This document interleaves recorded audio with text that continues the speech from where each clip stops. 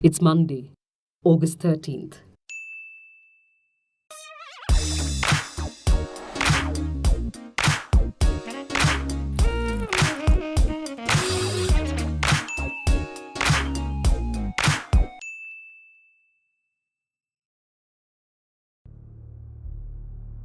As many as 22 Karnataka youth were trained in the use of firearms by a covert right-wing Hindutva group so they could carry out assassinations of intellectuals.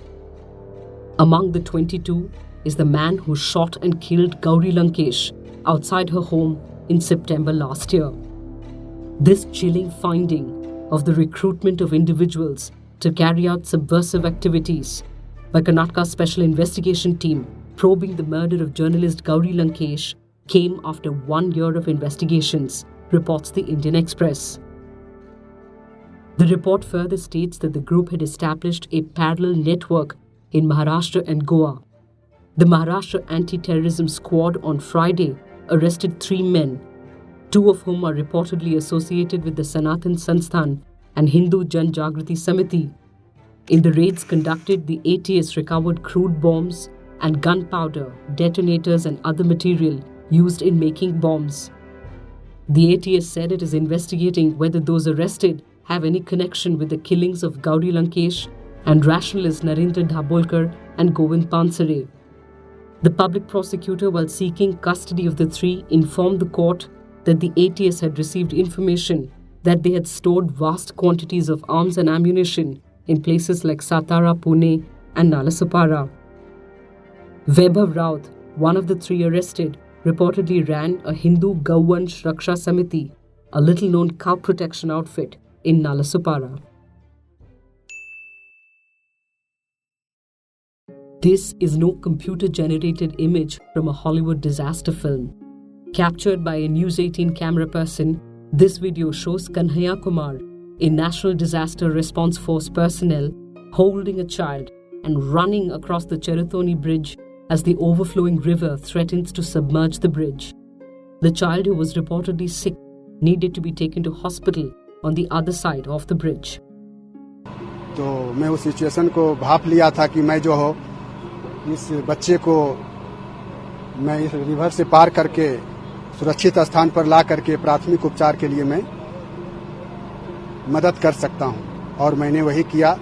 The rain-related death toll in Kerala now stands at 37. A red alert has been issued in 8 of Kerala's 14 districts. For the first time in 26 years, all 5 gates of the Idukki Dam were opened. It is also for the first time in Kerala's history that sluice gates of 25 dams were opened to prevent potentially dangerous breaches. Chief Minister Pinarayi Vijayan said the state had not witnessed a calamity of this scale. As per details provided by the State Disaster Management Authority, crops on 1,031 hectares have been damaged and over 50,000 people have been forced to take shelter in rescue camps. As per the Met Department, rains will intensify starting today.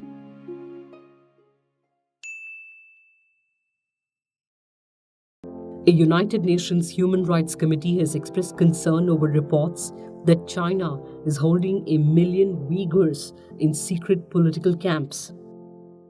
Gay McDougall, member of the UN Committee on the Elimination of Racial Discrimination, has said, "We are deeply concerned at the many numerous and credible reports that we have received that in the name of combating religious extremism and maintaining social stability, China has changed the Uyghur Autonomous Region into something that resembles a massive internship camp that is shrouded in secrecy, a sort of no-rights zone." McDougall said members of the Uyghur community and other Muslims were being treated as, quote, enemies of the state solely because of their ethno-religious identity. The BBC reports that human rights groups, including Amnesty International and Human Rights Watch, have submitted reports to the UN committee documenting claims of mass imprisonment in camps where inmates are forced to swear loyalty to China's President Xi Jinping. Uyghurs are a Muslim ethnic minority who are based mostly in China's Xinjiang province. China has in the past said that Xinjiang faces a serious threat from Islamist militants and separatists who plot attacks and stir up tensions between the mostly Muslim Uyghur minority and the ethnic Han Chinese majority.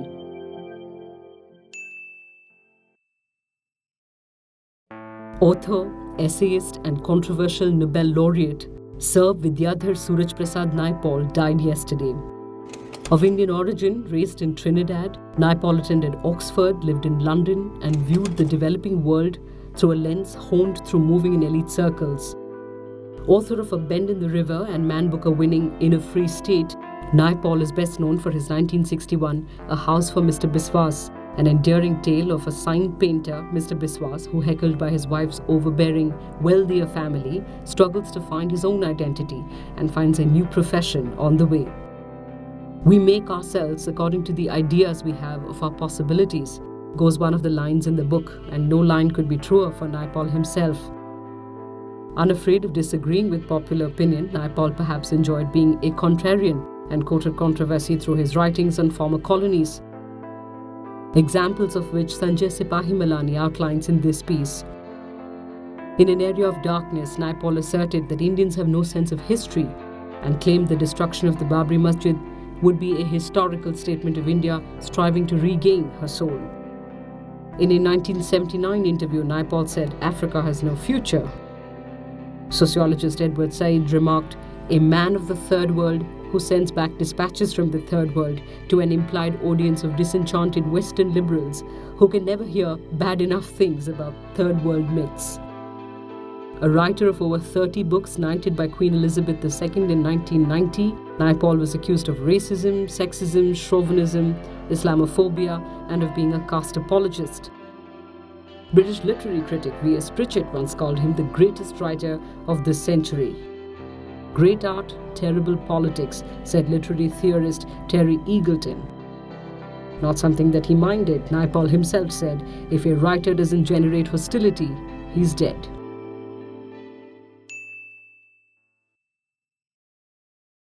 Five, 4, 3, 2, 1, 0. Liftoff of the mighty Delta IV Heavy rocket. And with that, the world's first ever mission to touch the sun was launched. News agency PTI reports that the car-sized spacecraft will travel directly into the sun's atmosphere, about 4 million miles from its surface, and more than 7 times closer than any spacecraft has come before, thanks to its innovative thermal protection system. The $1.5 billion mission will perform the closest ever observations of a star when it travels through the sun's outer atmosphere called the corona. It makes 24 passes through the corona during its 7-year mission. The mission will rely on instruments and imaging to revolutionize our understanding of the corona and how processes there ultimately affect near-Earth space. Yangping Guo of the Johns Hopkins Applied Physics Laboratory, who designed the mission trajectory, said in a statement, "The launch energy to reach the sun is 55 times that required to get to Mars and 2 times that needed to get to Pluto." During midsummer, Earth and the other planets in our solar system are in the most favorable alignment to allow us to get close to the sun.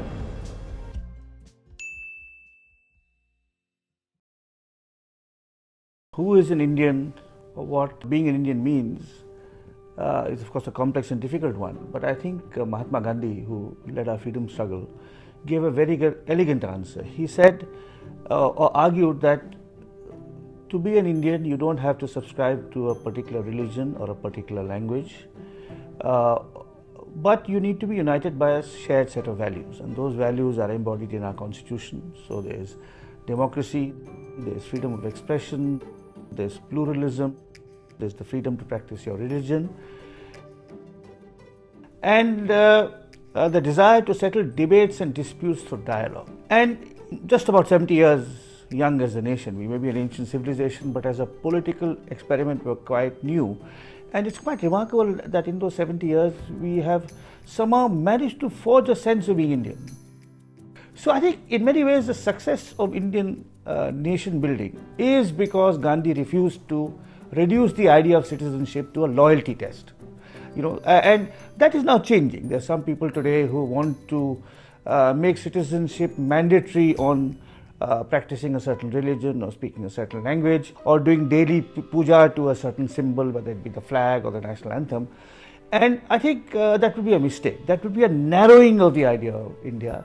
That would lead to, suspicion, paranoia, conflict, and it would undermine the sense of togetherness that has been created over the last 70 years. And there are some pockets of violence. There are pockets of discontent. I'm not saying we're a totally happy and peaceable country, but overall, given our size, given our diversity, given our poverty, given our complexity, I think we've done a pretty good job of staying together, precisely because diversity and democracy were encoded in our constitution and were encouraged by our founding figures, not just Gandhi, but also Nehru, Patel, Ambedkar.